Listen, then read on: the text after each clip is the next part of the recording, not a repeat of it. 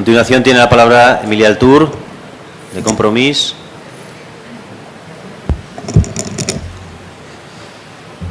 Señor alcalde, senyores regidores, benvolgut i estimat poble de Burjassot. El passat 24 de maig van tenir lloc les darreres eleccions municipals. Fruit d'aquest procés democràtic, avui constituïm la corporació de la 9a legislatura democràtica del nostre.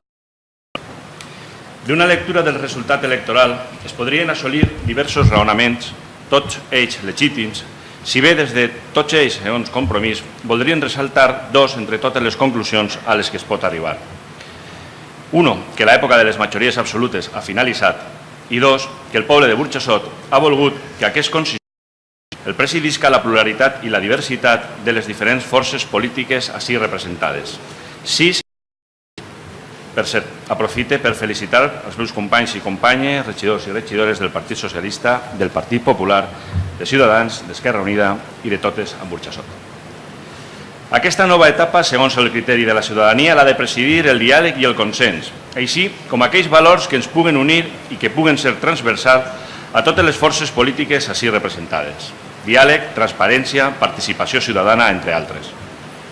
Des de Compromís tenim per objectiu que aquells principis que han facilitat el pacte del Botànic i que faran possible que la Generalitat Valenciana estigui governada per forces progressistes, valencianistes, ecologistes i participatives, que aquests principis, deia, presidisquen la vida quotidiana del consistori municipal a Burjassot.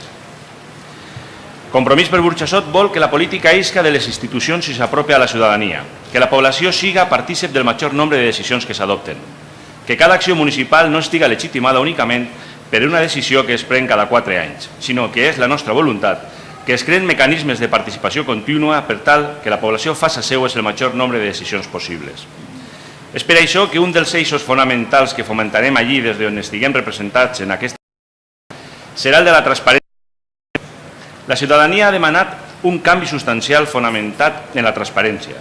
Les accions de govern han de ser ben explicades i tota la documentació que acompanya la gestió ha d'estar a disposició dels veïns i de les veïnes. Creguem que aquest nou paradigma que demana la ciutadania ha de ser fonamental per a l'administració municipal.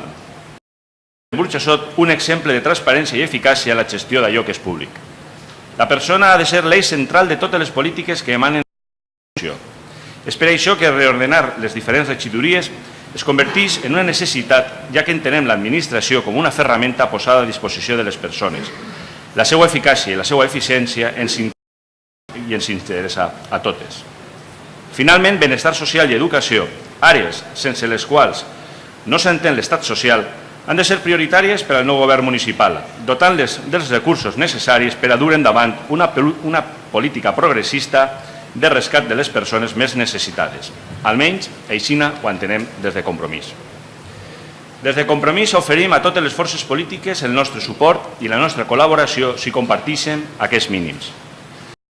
La acció que s'encamine a aconseguir que aquests principis es complisquen comptarà amb la nostra aprovació. No vull acabar sense donar les gràcies a tots aquells votants que han considerat i premiat l'esforç de Compromís durant aquells últims 4 anys i que ens han portat a doblar el nombre de vots i, en conseqüència, el nombre de regidors. Tenim 3.218 raons per no oblidar d'on venim i tenim 38.175 motius, tants com a habitants de Burjassot, per treballar pel nostre poble. Moltes gràcies.